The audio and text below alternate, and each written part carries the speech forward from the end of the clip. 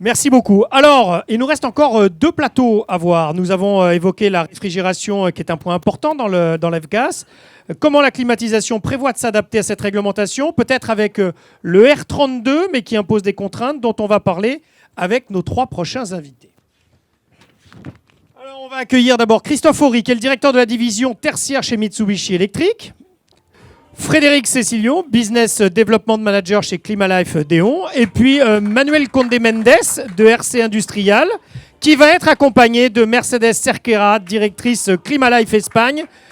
Voilà, alors changement de techno, changement de fluide avec notamment le R32, mais qui impose des réglementations. Monsieur Horry, Mitsubishi compte aujourd'hui parmi les leaders du chauffage et de la climatisation par détente directe, tant pour l'équipement de la maison que pour les applications pour le secteur tertiaire. Est-ce que vous pouvez peut-être, pour commencer, nous expliquer comment vous avez dû adapter votre stratégie à la F-Gas ? Alors effectivement, donc bonsoir à tous. Premièrement, effectivement, l'ADN de Mitsubishi Electric, c'est d'abord la détente directe.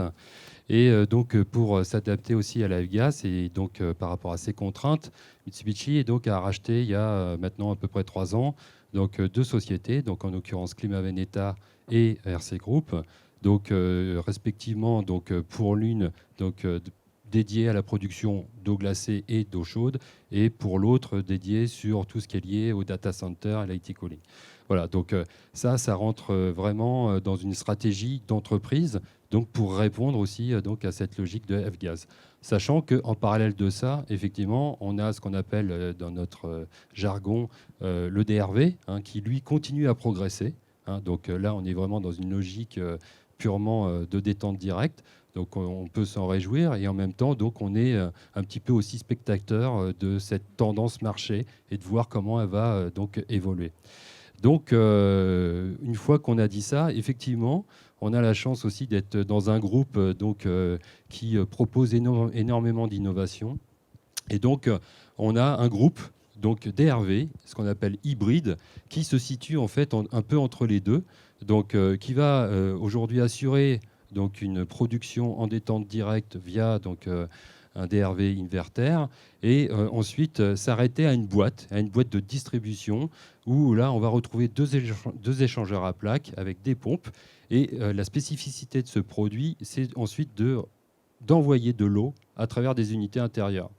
Voilà, donc tout d'un coup, évidemment, on répond à cette problématique de poids de réfrigérant dans les installations, puisque vous comprenez bien que sur la deuxième partie de l'installation, on ne retrouve que de l'eau. Voilà, donc ça c'est vraiment très très intéressant, plus ensuite bien sûr la mise en œuvre qui est simplifiée. Et du coup, vous avez choisi quel fluide pour ces applications de climatisation et de chauffage là ? Alors effectivement, donc, dans un premier temps, aujourd'hui cette solution est proposée au R410, et puis en début d'année, pour suivre la tendance aussi du marché, on proposera donc ce même produit au R32. Voilà. Donc ça c'est une évolution, on va dire, plus marqué sur ce type de produit. Voilà. Ça m'amène certainement à la deuxième question, qui est liée donc, finalement au reste de la gamme, puisque effectivement maintenant on a une palette de produits qui est extrêmement large. Et donc pour tout ce qui est, on va dire, split, multi-split, etc., donc on va dire un marché de masse, effectivement le choix aujourd'hui s'est arrêté sur le R32, puisque effectivement déjà lié à cette connexion japonaise, puisque globalement eux l'ont déjà adopté depuis un certain temps. Et puis donc derrière, il ne faut pas oublier le reste de la gamme. Donc forcément, là aussi, on va retrouver le fameux HFO, donc le 1234Z2, qui maintenant vous parle sans aucun problème, évidemment. Voilà. Et donc ça, c'est vraiment très important, puisque de la même façon, on va et on continue à faire évoluer la gamme, donc sur des fluides entre guillemets plus propres et plus respectueux de l'environnement. Voilà. Et comment vous accompagnez justement sur le terrain les professionnels à mettre en œuvre le nouveau fluide R32 ? D'une façon directe, on ne propose pas de formation directe. On est surtout dans un rôle de conseil, et donc on oriente aujourd'hui les sélections de produits et donc par rapport à des caractéristiques, etc., en fonction des attentes. on laisse aussi un peu le soin aux organismes aujourd'hui spécialisés pour former donc, ces personnes et donc les installateurs. Nous, notre rôle aujourd'hui, c'est d'apporter et de faire de la formation sur nos gammes de produits. Donc, quelque part, on est quand même amené à parler fluide et donc du respect de la mise en œuvre du produit. Donc, c'est quand même quelque part, voilà, ça se rejoint. Et donc, on a aussi, il ne faut pas l'oublier, c'est important de le souligner. Et donc, on a aussi une gamme de produits donc, au CO2. Hein, ça, c'est aussi une avancée majeure aujourd'hui dans notre gamme, puisqu'on a une pompe à chaleur, par exemple, destinée à faire de l'eau chaude à 90 degrés sans appoint électrique, donc fonctionnant au CO2 pour 40 kW. Donc ça, c'est aussi un vrai tournant technologique dans la gamme. Donc vous voyez donc plusieurs réponses en fait pour pouvoir, en fonction des utilisations, apporter la meilleure réponse technologique. Voilà. Alors, je vais me tourner vers... Oula, là, je prends un peu de lumière dans le nez. Vous êtes grand en plus, hein? Vous m'avez l'air très grand. On va revenir sur les fluides, dont le R32, si vous voulez bien, qui sont utilisés dans des architectures qui limitent justement le risque de fuite, mais qu'imposent, et alors là, je l'ai appris aussi, la mise en place d'un fluide intermédiaire appelé caloporteur. Voilà, et c'est pour ça que Frédéric Cézignon est là. C'est pour nous dresser le portrait justement de la gamme caloporteur Climalife. Bon, tout à fait. Je vais essayer de faire court pour pas qu'on me coupe le micro. Déjà, je voulais faire un petit rappel de... Ça part mal alors. Hein. Non, si vous commencez par un petit rappel. Je vais faire un petit rappel de ce que c'est que le caloporteur chez Climalife. Climalife, c'est 30 ans d'expérience dans la commercialisation et dans le développement des antigels.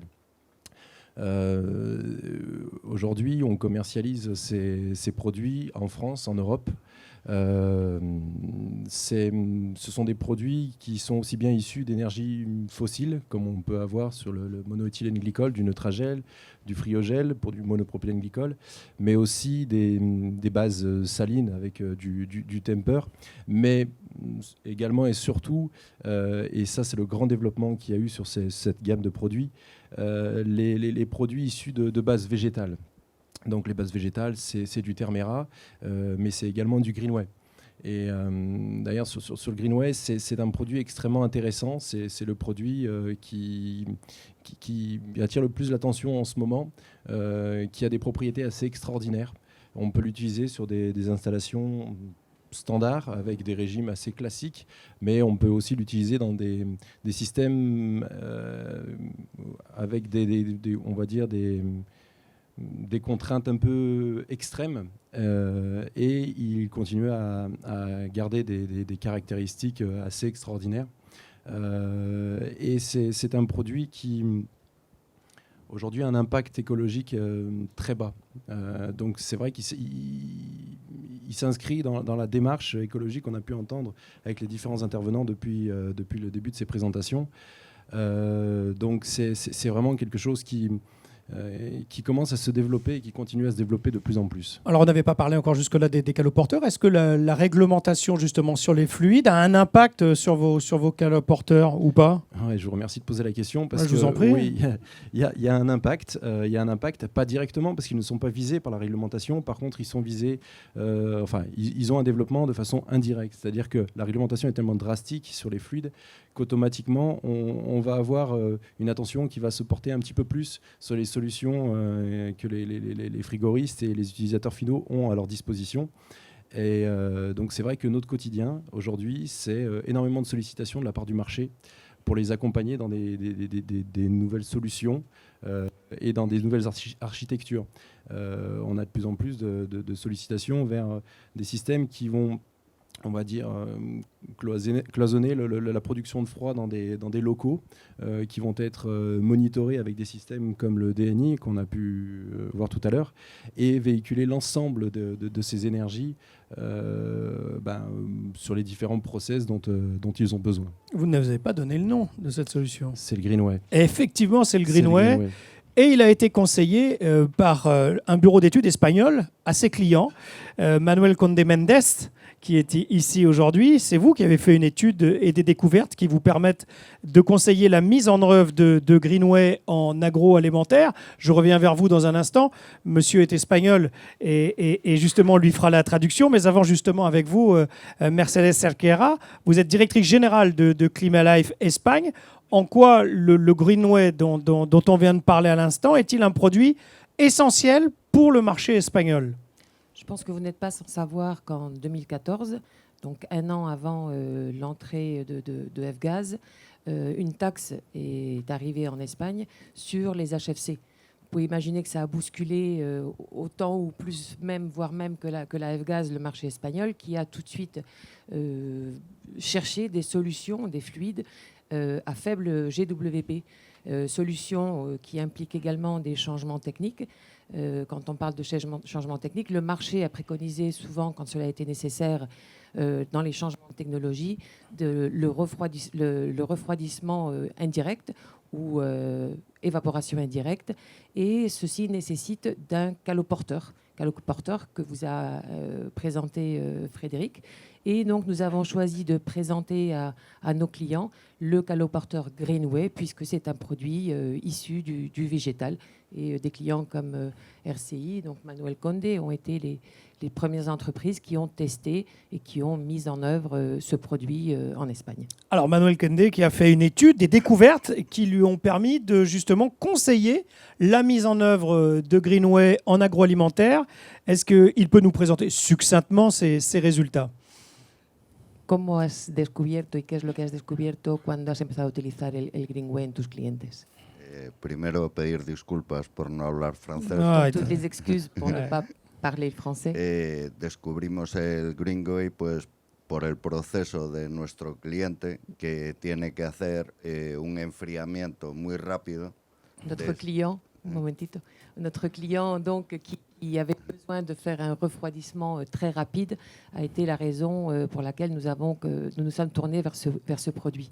Y buscábamos un nuevo producto que nos diera la solución para poder bajar de 50 grados a 5 en menos de 10 minutos. Donc nous avons eu besoin d'un nouveau produit, d'un nouveau fluide qui nous permette de descendre très très rapidement d'une température de plus 55 degrés à 5 degrés et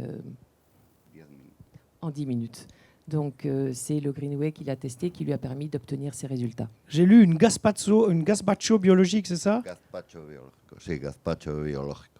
Exactement. Para que sea biológico, tiene que tener esa característica, enfriado desde 55 a 5 en menos de 10 minutos para que no pierda el sabor. Pour que ce soit effectivement un produit, un gazpacho biologique qui ne perde pas les saveurs, qui ne perde pas les caractéristiques, il fallait absolument cette descente de température très très rapide de 55 à 5 degrés. Et quelles sont cette application, les caractéristiques techniques qui ont fait justement choisir Greenway pour avoir ça? Las características técnicas por las cuales has elegido Greenway. Las principales son su gran calor específico en comparación con el MPG. Principalement la chaleur spécifique en comparaison avec l'MPG, donc un autre type de caloporteur. Y la capacidad de transferencia de calor. Et la capacité de transfert de chaleur. Je pense que c'est la bonne traduction, mais voilà. Ce sont les principales caractéristiques et les principaux aspects, avantages qui l'ont fait préconiser ce produit. Merci à vous. Merci à vous. Gracias. Merci à vous deux. On peut vous applaudir.